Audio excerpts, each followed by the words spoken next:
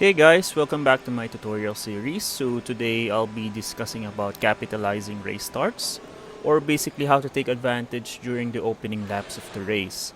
So during my last video I talked about carrying speed in the corners. If you haven't watched it yet, I'll leave a link down at the description. So although that one was in a qualifying setting, now we're gonna try to apply that here in an actual race to help you get a better perspective as well as some other tips to help you capitalize during the race start, regardless if you start on pole position or not. So let's get into it. So the first one is pretty obvious. You have to nail your standing start perfectly when the lights go out. So now in this case, my traction control and race start assists are all turned off. And that is what I recommend, because if you plan to be competitive down the road, or say you want to join league races or race with other competitive drivers, etc., majority of the league races or multiplayer races have their race starts in manual, so it is crucial that you know how to nail this one, because if you don't, you'll lose positions if you're on pole, which of course you don't want to happen, because after working so hard to be on pole, or easily pick up a penalty if you release the clutch way too early, and that's gonna ruin your race strategy and it just might define the result of your race. It's very hard to fight back as well and get those positions back, so might as well do it right the first time.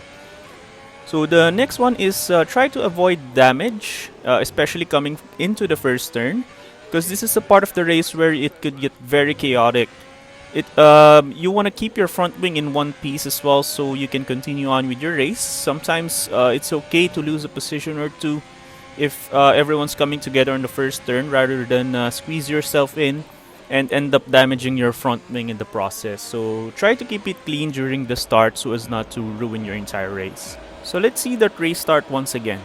As you can see, as the lights went out, we nailed that start pretty nicely, but pay attention to the throttle input and the upshifting as well. So I'm doing this to get on full throttle as early as possible without sliding or spinning the car out. And then once I am in full throttle, I hit the overtake button and put the fuel to rich for that extra boost of power, which is very crucial off the line. Then again, coming into turn 1, try to be cautious turning in to try and avoid damage. So you can see here that we just about managed to avoid damaging the front wing as the Ferrari swooped past the inside, and we also managed to stay in P1. So it's very important to be aware of where the other cars are when you turn in. So the last tip is to try and break out of the DRS zone, or the 1 second gap before the start of lap 3, where the DRS will become available for the first time in the race. Pay attention to the delta during the opening laps, because I will be trying to break free from the 1 second gap from Andre. Because if the guy behind you, or in this case Andre, is in my DRS zone, generally he can save more fuel and ERS than me, because he doesn't have to rely on those to keep up with me, as he has the DRS and the slipstream, which helps him in the straights to close the gap. While for example, for you who's in front who doesn't have DRS, the tendency is you'll be forced to use the overtake more and use more fuel at the same time just to get away from him. And then when he starts to attack you in the straights, chances are you won't have any ERS to defend with. While the guy behind you waits for the perfect moment to attack, such as the closing laps or during the last lap, he already has saved some of his ERS, and he has DRS against you and the slipstream as well, so you're basically a sitting duck at that point. Not to mention the pressure you'll feel knowing that he's just right behind you. When we're pressured, of course, especially for beginners, we're prone to making mistakes, so again, it's crucial that you work on your pace to break out of that 1 second gap. Now, if you're not starting on pole position, your goal is to get within the DRS zone of the car in front of you. Then just maintain your pace and wait for the perfect moment to overtake cleanly.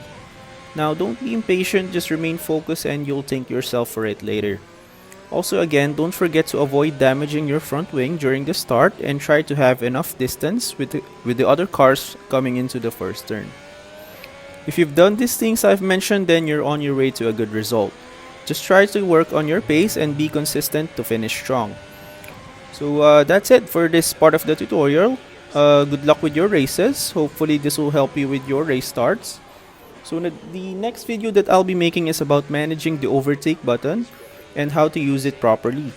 So it's very different compared to F1 2019, so we'll discuss that further in my next video. Make sure to click subscribe for that one and like this video as well if you find it helpful. Thank you so much for watching and see you next time.